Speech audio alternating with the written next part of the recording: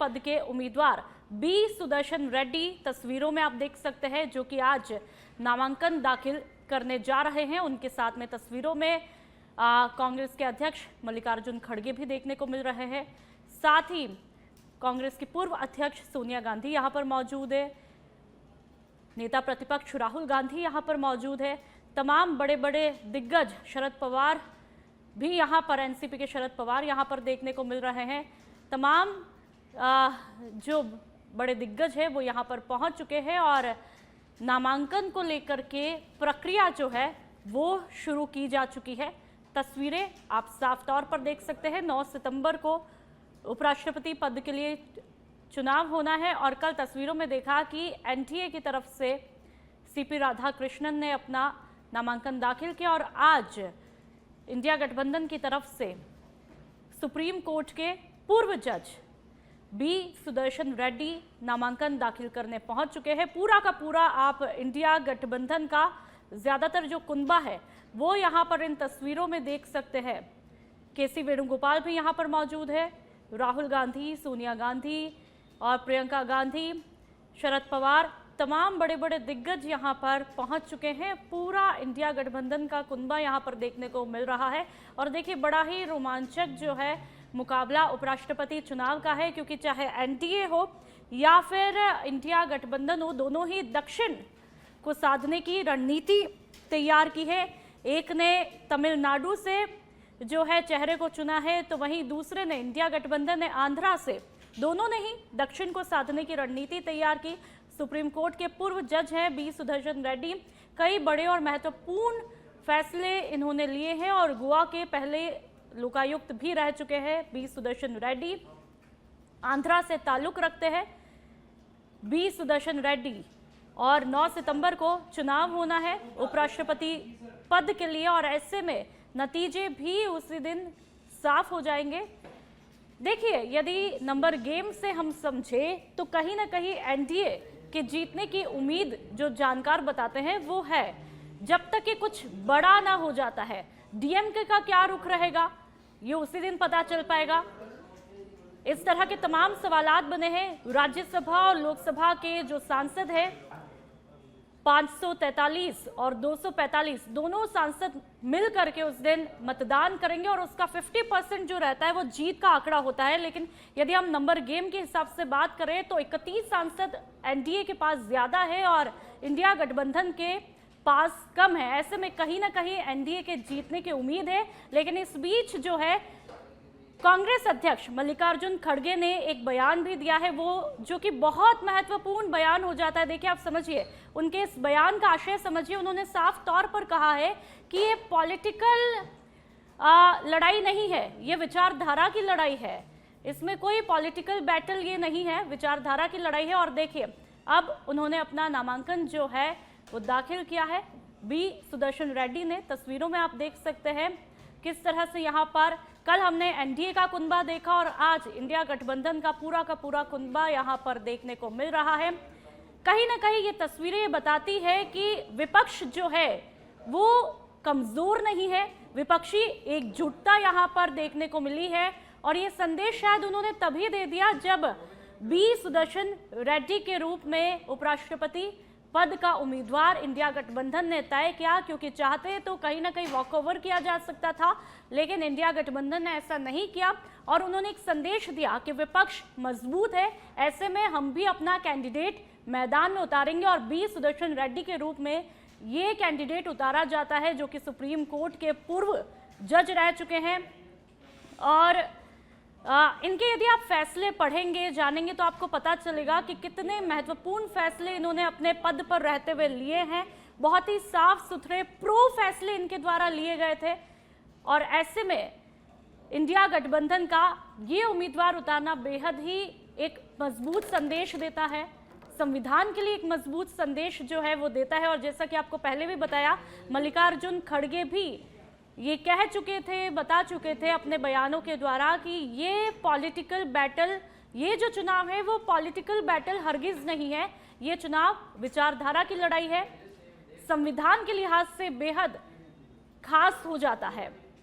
राहुल गांधी आप देख सकते हैं इन तस्वीरों में, नेता प्रतिपक्ष कांग्रेस की पूर्व अध्यक्ष सोनिया गांधी भी यहाँ पर मौजूद हैं, साथ ही एनसीपी के शरद पवार भी यहाँ पर मौजूद है। पूरा का पूरा इंडिया गठबंधन का कुनबा जो है वो देखने को मिल रहा है। ये तस्वीरें कहीं ना कहीं विपक्षी एकजुटता का संदेश देती हुई दिखाई दे रही है।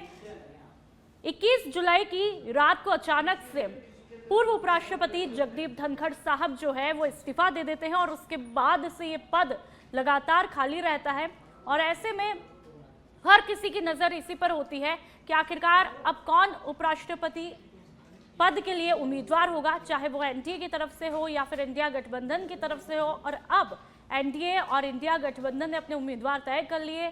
कल एनडीए ने सीपी राधाकृष्णन के रूप में जो है सीपी राधाकृष्णन ने अपना उपराष्ट्रपति पद के उम्मीदवार के रूप में नामांकन दाखिल किया और आज इंडिया गठबंधन की तरफ से बी सुदर्शन रेड्डी ने अपना नामांकन दाखिल किया है। और प्रोसेस जो है वो भी आपने देखा, तस्वीरें आपकी टीवी स्क्रीन पर आप साफ तौर पर देख सकते हैं। पूर्व जज रह चुके हैं सुप्रीम कोर्ट के बी सुदर्शन रेड्डी। बेहद महत्वपूर्ण ये चुनाव जो है वो देखने को मिलेगा, एक खास दंगल जो है वो देखने को मिलेगा। लेकिन ये दंगल हर चुनाव से जुदा होगा क्योंकि ये एक विचारधारा की लड़ाई वाला चुनाव है।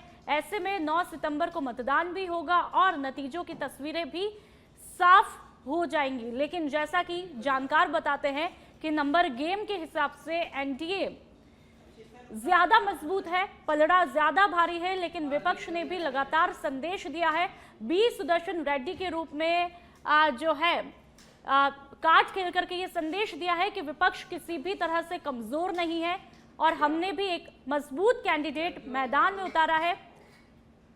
पूर्व जज सुप्रीम कोर्ट के रह चुके हैं, आप इनके फैसलों को पढ़ेंगे, काफी प्रो फैसले इन्होंने लिए हैं।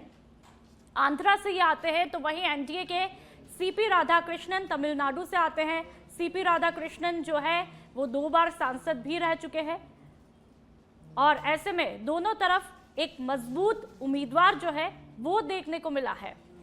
तो तैयारी लगातार चल रही है नामांकन की। आज नामांकन का आखिरी दिन भी है और उस लिहाज से इंडिया गठबंधन की तरफ से उपराष्ट्रपति पद के उम्मीदवार बी सुदर्शन रेड्डी अपना नामांकन दाखिल करेंगे। और तस्वीरें आप देख सकते हैं, एक बिल्कुल संजीदा छवि उनको देख करके तस्वीरों में देखा जा सकता है। एक संजीदा, एक मैच्योर छवि जो है वो देखने को मिल रही है। जाहिर सी बात है, सुप्रीम कोर्ट के पूर्व जज रह चुके हैं, कई प्रो फैसले उन्होंने लिए हैं, महत्वपूर्ण फैसले उन्होंने लिए हैं। बेदाग ये छवि है, साफ सुथरी छवि है। ऐसे में इंडिया गठबंधन का जो कैंडिडेट है वो बेहद मजबूत दिखाई देता है। लेकिन नंबर गेम में एनडीए फिलहाल आगे है। जब तक कि कुछ बड़ा नहीं हो जाता तब तक एनडीए की उम्मीद जो है जीत की वो ज्यादा बनी रहती है। लेकिन विपक्ष ने भी ये संदेश दिया है कि हम भी कम नहीं है और विपक्षी एकजुटता का भी संदेश दिया है, विपक्षी ताकत का भी संदेश दिया है और उसके जरिए बी सुदर्शन रेड्डी के रूप में ये मजबूत कैंडिडेट मैदान में उतारा है और आज जो है नामांकन दाखिल कर रहे हैं बी सुदर्शन रेड्डी। आपको ये भी बता दें, जो जानकारी मिल रही है, मल्लिकार्जुन खड़गे समेत 20 नेता यहां पर प्रस्तावक बने हैं और नामांकन के समय लोकसभा में नेता प्रतिपक्ष राहुल गांधी, सोनिया गांधी, एनसीपी प्रमुख शरद पवार सहित कई बड़े नेता जो कि लगातार तस्वीरों में दिख रहे हैं वो मौजूद हैं। इसके अलावा बी सुदर्शन रेड्डी ने नामांकन दाखिल करने से पहले संसद परिसर में प्रेरणा स्थल पर महात्मा गांधी को पुष्पांजलि भी अर्पित की, जो जानकारी मिली। और दोनों ही उम्मीदवार एनडीए और इंडिया गठबंधन के उम्मीदवार दक्षिण से आते हैं। 21 अगस्त को आज वो नामांकन कर रहे हैं बी सुदर्शन रेड्डी।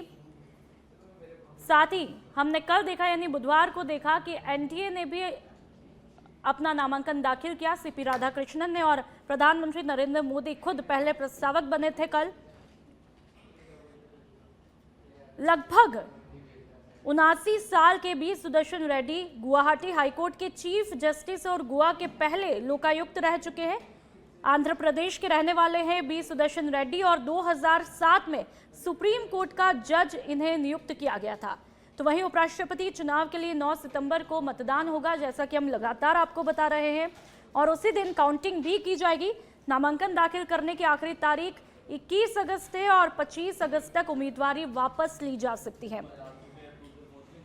21 जुलाई की रात को आपको याद होगा कि अचानक से जगदीप धनखड़ साहब जो है अपना इस्तीफा दे देते हैं और 74 साल के धनखड़ का कार्यकाल होना तो 10 अगस्त 2027 तक था, लेकिन उन्होंने अपने स्वास्थ्य का हवाला दिया और इस्तीफा दे दिया और उसके बाद में लगातार ये पद खाली था और एनडीए और इंडिया गठबंधन ने उपराष्ट्रपति पद के उम्मीदवार का नाम तय किया और अब नामांकन भी दाखिल किया। कल एनडीए ने किया तो आज इंडिया गठबंधन के बी सुदर्शन रेड्डी नामांकन दाखिल करते हुए। तस्वीरें पूरा इंडिया गठबंधन का जो है कुनबा आप इन तस्वीरों में आप देख सकते हैं। 1971 में आपको बता दें कि आंध्र प्रदेश हाईकोर्ट में वकालत इन्होंने शुरू की थी बी सुदर्शन रेड्डी साहब ने, और सिविल, आपराधिक और कर मामलों में इनकी खास तौर पर विशेषज्ञता है। तो वहीं 1988 की मैं बात करूं तो आंध्र प्रदेश के एडवोकेट जनरल ये नियुक्त हो जाते हैं। तो वहीं 1995 की यदि बात करें तो आंध्र प्रदेश हाईकोर्ट के न्यायाधीश बनते हैं। फिर 2005 में हम आते हैं तो गुवाहाटी हाईकोर्ट के मुख्य न्यायाधीश ये नियुक्त किए जाते हैं। जो जानकारी लगातार मिल रही है उसके मुताबिक 2007 की मैं बात करूं तो सुप्रीम कोर्ट के न्यायाधीश ये नियुक्त किए जाते हैं। तो वहीं 2011 में सुप्रीम कोर्ट से ये रिटायर्ड भी हो जाते हैं। तो इस तरह से बेहद इंटरेस्टिंग मुकाबला जो है वो उपराष्ट्रपति चुनाव के लिए देखने को मिला और आप देख सकते हैं कि किस तरह से इन्होंने अपना नामांकन दाखिल किया है। और प्रस्तावक यहां पर कुल लगभग 20 बने हैं। पूरा इंडिया गठबंधन का कुनबा राहुल गांधी से लेकर के सोनिया गांधी, मल्लिकार्जुन खड़गे, शरद पवार, केसी वेणुगोपाल सभी यहां पर इस बीच मौजूद है। पूरी विपक्षी एकजुटता आज भी देखने को मिल रही है और ये एकजुटता का संदेश तो इन्होंने तब भी दे दिया जब बी सुदर्शन रेड्डी के रूप में जो है कैंडिडेट मैदान में उतारा और ये संदेश दिया कि हम भाई वॉक ओवर किसी भी तरह से नहीं करेंगे, हम भी अपना स्ट्रॉन्ग कैंडिडेट मैदान में उतारेंगे। और इसी के चलते कहीं ना कहीं विपक्ष भी एकजुटता का संदेश देता है, एक मजबूत विपक्ष का भी संदेश देता है। तो ये चुनाव कई लिहाज से महत्वपूर्ण हो जाता है।